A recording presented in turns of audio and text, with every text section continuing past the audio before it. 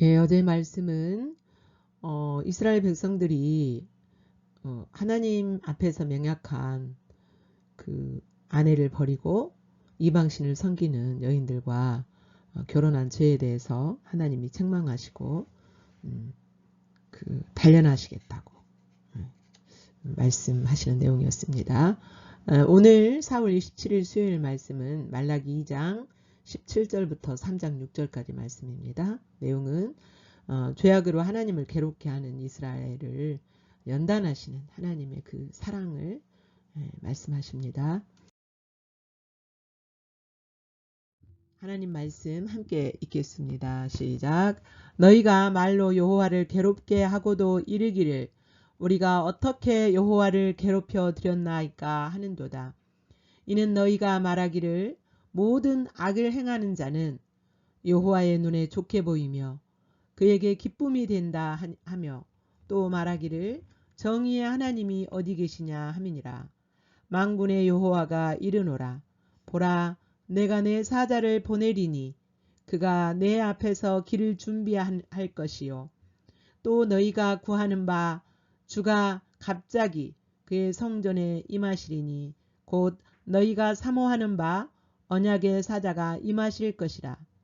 그가 임하시는 날을 누가 능히 당하며 그가 나타나는 때에 누가 능히 서리요. 그는 금을 연단하는 자의 불과 표백하는 자의 잿물과 같을 것이라.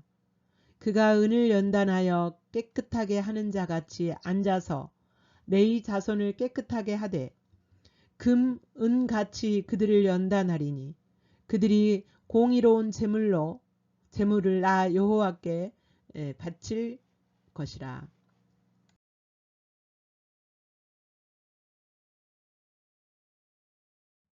그때에 유다와 예루살렘의 봉헌물이 옛날과 고대와 같이 나 여호와께 기쁨이 되려니와 내가 심판하러 너희에게 임할 것이라.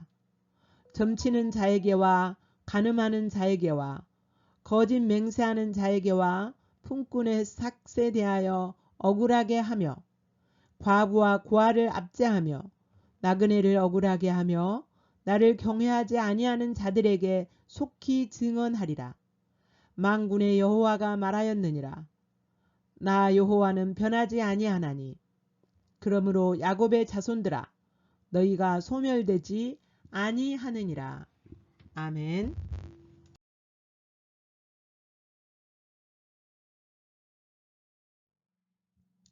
이제 하나님께서 계속 이스라엘 백성들의 죄악에 대하여서 말씀하십니다.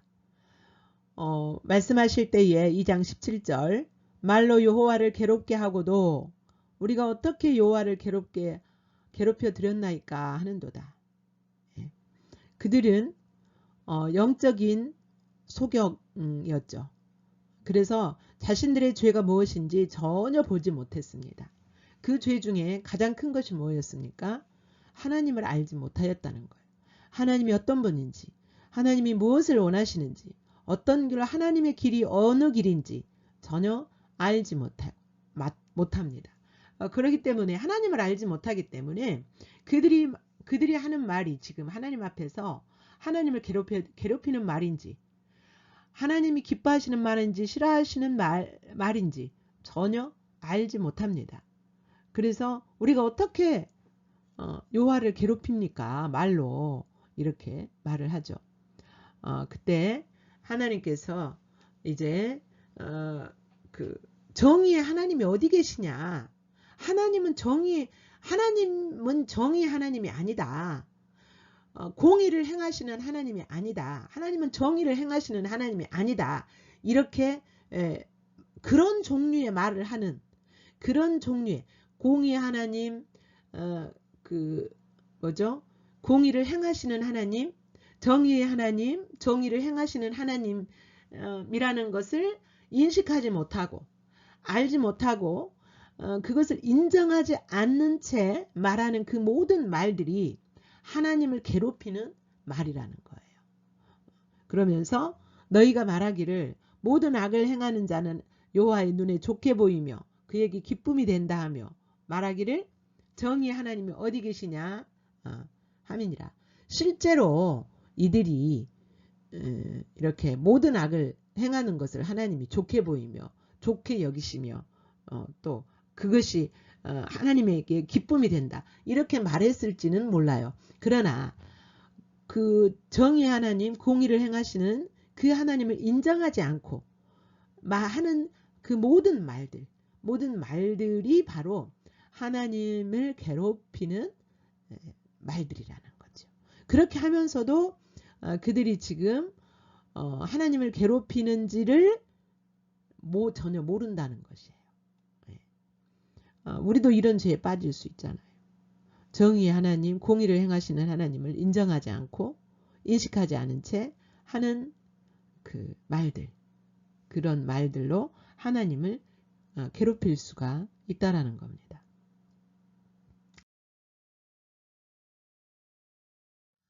그때 이제 하나님께서 그러한 백성들에게 하나님의 사자를 보내시고 또 그 주님이 이제 임하실 것을 말씀하십니다. 이렇게 하나님을 버리고 하나님을 알지 못한 채로 더 이상 소망이 없는 그 에스라 시대에 이방 여인들을 데려다가 아내를 삼고 그런 악을 행했을 때 에스라를 통하여 하나님이 개혁을 일으키셨잖아요.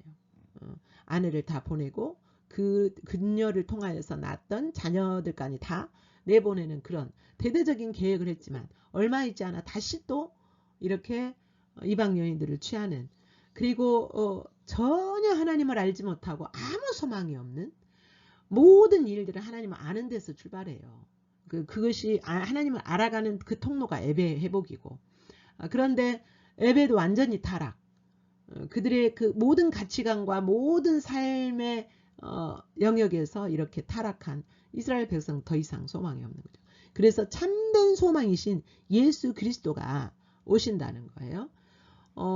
이제 예수님이 오시기 전에 1절에 보면 만군의 여호와가 이르노라, 모든 것을 통치하시고 모든 것을 다스리시고 주관하시는 그 하나님이 말씀하십니다. 내 사자를 보내리니, 여기 사자는 어떤 사자입니까? 그가 내 앞에서 길을 준비할 것이요. 예수 그리스도 하나님이시죠. 예수 그리스도 그분은 하나님이시죠. 하나님이 인간의 몸을 입고 이제 오실 텐데 그 길을 예비할 사자를 보내신다는 거예요. 그 예비할 사자를 이제 말라기 3장에서 보면 나오는데요. 엘리야죠. 엘리야. 하나님이 일하실, 하나님 나라를 회복하실, 하나님은 왕으로서 오셔서 통치하실 그 길을 예비하는 자가 바로 엘리야. 내 앞에서 길을 준비할 것이요. 그리고 너희가 구하는 바, 너희가 지금 메시아를 구하고 있지? 이 땅에 하나님 나라가 임했을 때 다스리고 통치할 메시아 그리스도를 기다리고 있지? 너희가 기다리는 그 메시아, 약속한 그 메시아가 그의 성전에 임하는데 곧 너희가 사모하는 바, 사모하고 구하는 언약의 사자가 누구입니까? 메시아 예수 그리스도. 그 언약의 사자 예수 그리스도가 임하실 것이다. 이게 바로 하나님을 거역하고 하나님을 배반한 이스라엘 백성들을 향한 사랑이죠. 사랑. 끝까지 그들을 포기하지 않고 그들을 다시 회복시키고 다시 창조하시고 다시 회복시키셔서 하나님의 나라를 세우시고자 하시는 하나님의 끈질긴 끝까지 포기하지 않는 그 사랑이시죠. 예. 근데 그가 임하시는 날, 2절에 그가 임하시는 날을 누가 능히 당하며 그가 나타나는 때에 누가 능히 서리요. 그는 금을 연단하는 자의 불과 표백하는 자의 잿물과 같을 것이라. 예수님이 오시는 그때는 한편으로 구원하시는 주로 오시지만 또 한편으로는 심판하시는 주로 오시는 거죠. 예. 그러니까 그 유대인들, 이스라엘 백성들을 구원하시기 위해서 오시기도 하지만 끝까지 예수님을 거부한 그 그리스도 메시아를 거부하는 자들은 심판이죠. 그러니까 당할 수가 없다라는 거예요. 근데 그 예수님은 연단하는 불과 표벽하는 자 잿물은 아주 그 불과 잿물은요 아주 위험하고 이렇게 태우는 것이지만 태워버리는 그런 기능을 가졌지만 그게 바로 연단하는 거라는 거예요. 이스라엘 백성들을 연단하는 자로 예수님이 오십니다. 여러분 예수님은 이 땅에 이 세상에 두 번 오시죠. 초림과 재림이죠. 초림은 이미 임하셨어요. 재림은 앞으로 이제 예수님이 오실 거예요. 여러분 이미 오신 예수님 그분은 두려운 분이에요. 그분은 때로는 심판이시기도 하시고 때로는 구원을 베풀기도 하세요. 심판을 베풀기도 하시고 구원을 베풀기도 하시는 그분이 초림 이미 임하셨어요. 이미 임하신 그분을 정말 우리가 두려워할 자로 대하는지 이스라엘 백성들이 하나님을 멸시했던 것처럼 그 하나님이신 예수 그리스도를 멸시하고 있는지 이렇게 함부로 말하고 보이지 않는다고 우리 눈에 보이지 않는다고 그렇게 대하고 있는지 우리가 우리 자신을 살펴야 할 때인 줄로 믿습니다. 예, 그렇게 예수님은 심판주로 연단하는 분으로 이 땅에 오실 거라는 거예요. 말라기 이 예언의 때는 아직 예수님이 초림하지 않으신 때죠. 그러나 우리 시대 지금 교회 시대는 이미 초림하신 그 예수님을 보고 앞으로 재림하실 그 예수님을 기다리고 있는 거예요. 초림하신 그 예수님을 멸시하면서 재림하신 예수님을 우리가 존경할 수가 없어요. 그분은 동일하신 분이에요. 우리가 지금 초림하신 예수 그리스도를 어떻게 대하느냐 얼마만큼 경외하느냐에 따라서 그분이 오시는 날에 또한 그분이 우리를 그렇게 대하실 것으로 우리가 추측해 볼 수가 있죠.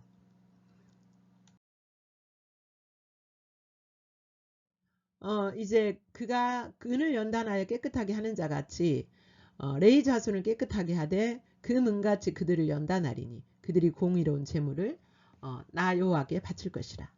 이제 이스라엘 왕으로 오신 예수님을 예수님이 오셨을 때 어떻게 했어요? 받아들이지 않았죠. 물론 받아들인 사람들은 구원이었죠.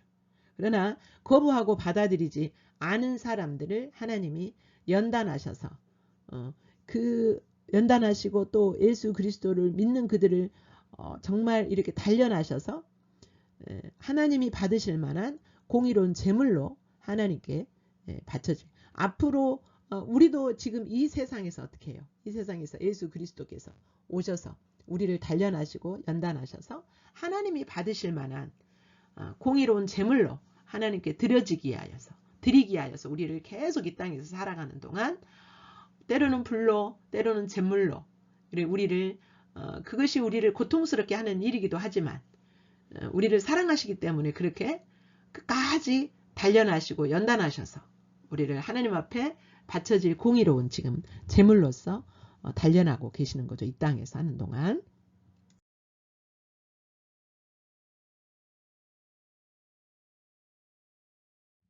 내가 심판하러 너희에게 임할 것이라. 근데 어떤 자를 심판하신다랍니까? 점치는 자, 간음하는 자. 그때 당시에 이제 말라기 시대에 이런 그 사람들이 있었다는 거죠. 점치는 자, 간음하는 자, 거짓 맹세하는 자, 품꾼의 싹새 대하여 억울하게 하는 자, 과부와 과를 압제하는 자, 나그네를 억울하게 하는 자, 그리고 나를 경외하지 않은 자들 속히 증언하리라. 그들에게 너희가 이런 일을 행했다. 그러면서 이제 이런 일을 하는 그들을 연단하고 단련하시겠다는 거죠. 심판하러 너희에게 임해서 이런 자들을 향하여서 연단하고 단련하시겠다는 거예요. 점치는 자, 우리가 점치는 거 어떤 거예요? 내가 그 하나님을 섬기되 마치 하나님 앞에서 점치는 자처럼 하나님이 나를 이렇게 해주실까 저렇게 해주실까 이런 나의 목적을 위해서 그렇게 간음하는 거, 세상을 사랑하고 또 실제로 영적인 간음뿐만 아니라 실제로 간음하는 죄를 범할 수도 있죠. 연약한 죄인이기 때문에 영적인 간음, 세상을 사랑하는 거짓 맹세, 약속해놓고 하나님과 사람에게 약속해놓고 지키지 않는 거, 그 다음에 품꾼의 싹, 일한 것에 합당하게 싹을 주지 않고 떼먹는, 억울하게 하는, 사람을 억울하게 하는, 과부와 고아 같은 위치에 있는 그런 사람들 압제하고 함부로 대하고, 나그네를 억울하게 하며, 나그네는 이때 당시에 나그네는 뭐예요? 이방인들이죠. 이방인들. 집이 없어서 이렇게 떠돌아다니는 사람.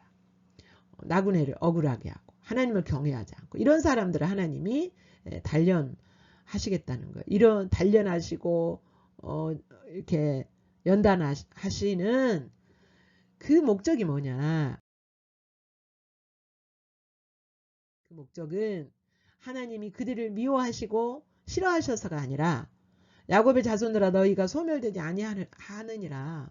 이렇게 연단을 받고 하나님이 예수 그리스도께서 오셔서 우리를 단련하시고 연단하심으로 야곱의 자손들, 여기서 이스라엘 자손들이라고 하지 않고 야곱의 자손들이라고 말씀하실 때는 하나님의 약속의 자손, 하나님의 약속의 자손들을 긍휼히 여기시는 것을 나타낼 때 야곱의 자손이라고, 연약한 그들을 긍휼히 여기심으로 그 약속의 자손들은 그들을 긍휼히 여기시는, 약속을 이루시는 그런 하나님이 이렇게 그런 하나님을 언급할 때 야곱의 자손들이라고 주로 쓰죠.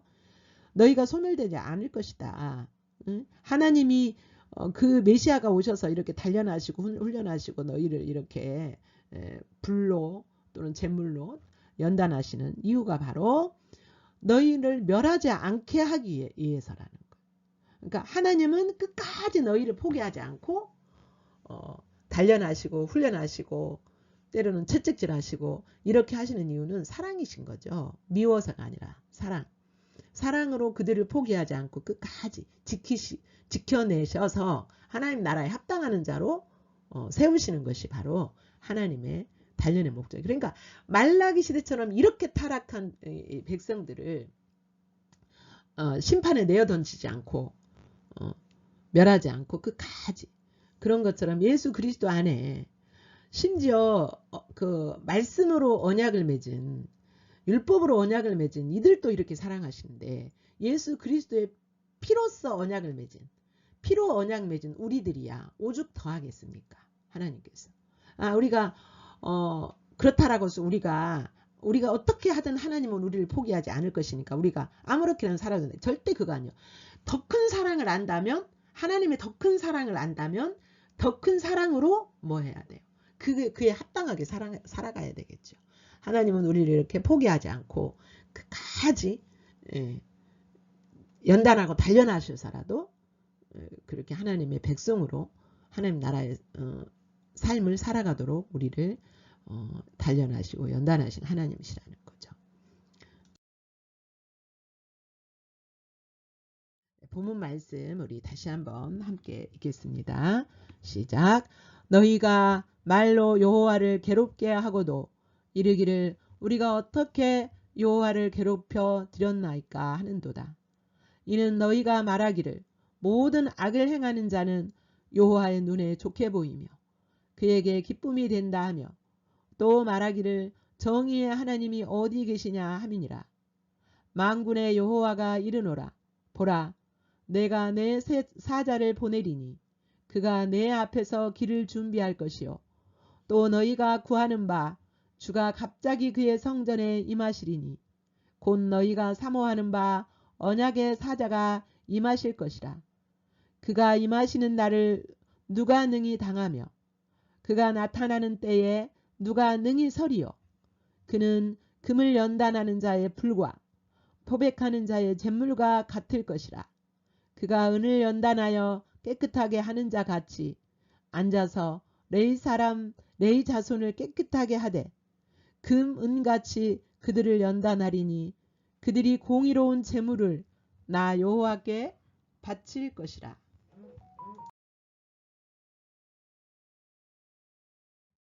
그때에 유다와 예루살렘의 봉헌물이 옛날과 고대와 같이 나 여호와께 기쁨이 되려니와 내가 심판하러 너희에게 임할 것이라.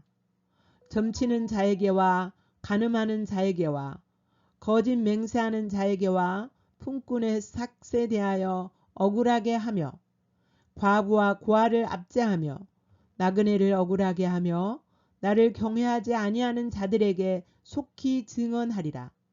만군의 여호와가 말하였느니라. 나 여호와는 변하지 아니하나니 그러므로 야곱의 자손들아 너희가 소멸되지 아니하느니라. 아멘.